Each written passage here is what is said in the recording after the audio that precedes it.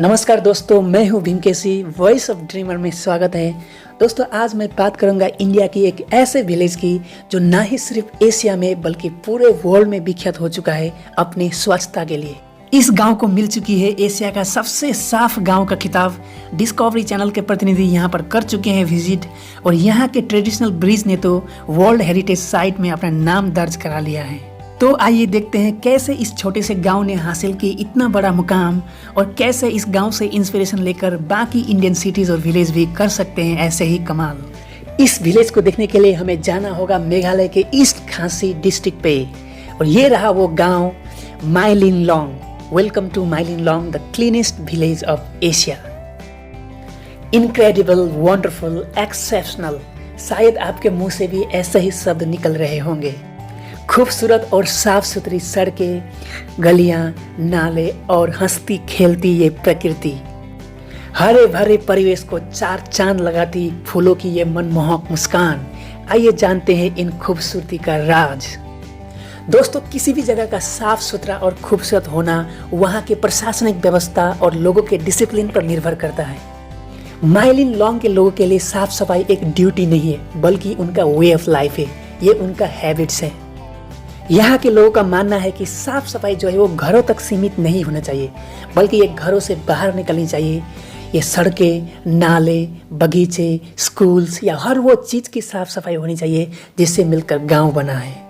दोस्तों, इस गांव के सफाई अभियान में बच्चे से लेकर बूढ़े हर कोई पार्टिसिपेट करता है। दोस्तों, इस गांव की स्वच्छता और सुंदरता को बनाए रखने के लिए इस चीज़ का सबसे बड़ा योगदान है, यह आपको गांव के किसी भी कोने में मिल जाएगी। ये है डस्टबिन। जी हाँ, बम्बू डस्टबिन। ये टोकरी नहीं है। सभी के लिए इस डस्टबिन का इस्तेमाल करना कंपलसरी है। इसी वजह से बाहर किसी भी जगह पर जो है आपको कचरा नहीं दिखाई देता है। दोस्तों, अगर आप इस कैटेगरी में बिलोंग करते हैं तो बेहतर होगा कि आप इस जगह में कभी ना जाएं, क्योंकि वहाँ से आपकी छुट्टी होना तो तय है लेकिन साथ में आपको भरना होगा बहुत ही भारी जुर्माना। यहाँ पर स्मोकिंग, स्पीटिंग और पॉलीथीन पर कंप्लीट बैन है। यहाँ की प्रशासनिक व्यवस्था इतनी अच्छी है कि देश विदेश से आए हर वो टूरिस्ट जो है यहाँ के रूल को फॉलो करता है। पेड़ों के पत्ते, फलों और सब्जियों के कचरे को मिट्टी के नीचे रख दिया जाता है जिससे वो 1-2 साल में खाद में परिणत हो जाता है। जो लेफ्ट ओवर फूड होती है उसको गांव के बाहर पिग्स को खिलाया जाता है। इस गांव के मुखिया लोगों को चैलेंज करते हैं कि गांव के किसी भी सड़क पर अगर किसी भी प्रकार का कचरा पाया जाता है तो वो अपने सर के बाल को मुड़वा लेंगे। इस गाँव की पॉपुलेशन है 900 और यहाँ के जो लोग हैं वो खासी समुदाय में बिलोंग करते हैं। यहाँ के लोग साफ सफाई के साथ साथ पढ़ाई लिखाई में भी बहुत आगे हैं। यहाँ की जो लिटरेसी रेट है वो है 100%। दोस्तों, यहाँ की सभी फैमिली के पास अपना टॉयलेट है।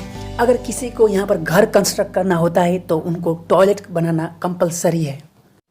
2 चीज़ें खासी समुदाय को बहुत ही यूनिक करती है। नंबर 1, सोसाइटी में वुमेन का पोजीशन। परिवार में जो है वो मदर की रोल बहुत ही पावरफुल होती है और जो पारिवारिक जो संपत्ति का बंटवारा जैसे कि बेटों में होती है लेकिन खासी समुदाय में वो बेटियों में होती है।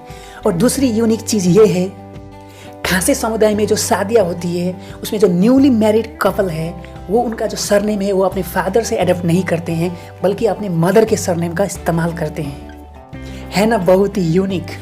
दोस्तों, इस गांव में आप देख सकते हैं लिविंग रूट ब्रिज जो कि यूनेस्को के वर्ल्ड हेरिटेज साइट में शामिल किया गया है। और दूसरी है बैलेंसिंग रॉक जिसमें आप देख सकते हैं एक जो बहुत बड़ा जो पत्थर है एक छोटे से पत्थर के ऊपर बैठा हुआ है। दोस्तों, जो लिविंग रूट ब्रिज है वो रबर के जड़ों से बनाई जाती है। जब रबर की जड़ें बहुत ही मैच्योर और स्ट्रॉन्ग हो जाती है तो उनको बांध करके उसका ब्रिज बनाया जाता है। दोस्तों, माई लिन लॉन्ग के जो लोग हैं हम लोग के लिए इंस्पिरेशन हो सकते हैं। आज हम लोग भारत के किसी भी बड़े शहर में जाएं, हमें सड़कों पर या गलियों पर ऐसे कचरों के ढेर जरूर मिलते हैं। हम इन कचरों को बचपन से ही देखते आ रहे हैं और हमें लगता है कि यही रियलिटी है। ऐसे फोटोज के लिए माफ़ी चाहता हूँ लेकिन सच का सामना किए बिना हम लोग बदलाव नहीं ला सकते। दोस्तों, माई लिन लॉन्ग के लोगों ने जो किया वो एक छोटे छोटे कामों का नतीजा था। आप रोड के सामने के दुकानों को देखिए, चाहे किसी भी चीज़ की दुकान हो, चाहे वो ग्रोसरी शॉप हो या इलेक्ट्रिकल शॉप हो या स्ट्रीट वेंडर हो या किसी भी प्रकार का शॉप हो, ज़्यादातर शॉप के पास कोई भी डस्टबिन नहीं होती है। मुझे ये बहुत ही हैरानी होती है कि प्रशासन ने इसको कंपलसरी क्यों नहीं किया। क्या दुकानदार एक डस्टबिन नहीं रख सकते? दोस्तों, हम लोग कहते हैं मेरा भारत महान, और इसी धरती को हम लोग ऐसा करते हैं। बहुत सारे स्टेट ने गुटखे की बिक्री पर बैन लगाया हुआ है, फिर भी दुकानों पर ये खुले आम बिक्री होती है सभी के सामने, और ऐसी हालत पूरे देश में है। ऐसे ही प्रशासनिक लचरता और लोगों का केयरलेसनेस की वजह से हम लोग सफाई के मामले में आगे नहीं बढ़ पा रहे हैं। पॉलीथीन, स्मोकिंग और स्पीटिंग पर बैन लगे और इसका कड़ाई से पालन हो।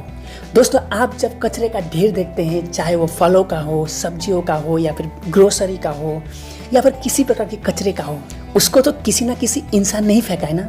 अगर वो इंसान जो है वो फेंकने से पहले उसको सही जगह पर फेंकता तो सारा प्रॉब्लम का सॉल्यूशन वहीं पर हो जाता।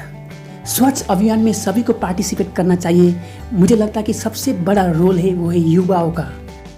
दोस्तों, भारत के किसी भी शहरों में, किसी भी गांव में आपको युवाओं का क्लब मिलेगा। अगर ये युवा अपने अपनी लोकेलिटी में लगातार सफाई अभियान में भाग लेते हैं, वहाँ के लोगों को जागरूक करते हैं, तो प्रॉब्लम आसानी से सॉल्व हो सकता है। मेरे सभी युवा दोस्तों से मैं अपील करता हूँ कि वो आगे आए और ऐसे कामों में वो पार्टिसिपेट करें।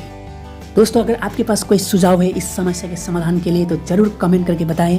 ऐसे ही नॉलेजेबल और मोटिवेशनल वीडियोज़ के लिए आप मेरे चैनल को सब्सक्राइब कर सकते हैं। मिलते हैं अगली वीडियो में। Thank you.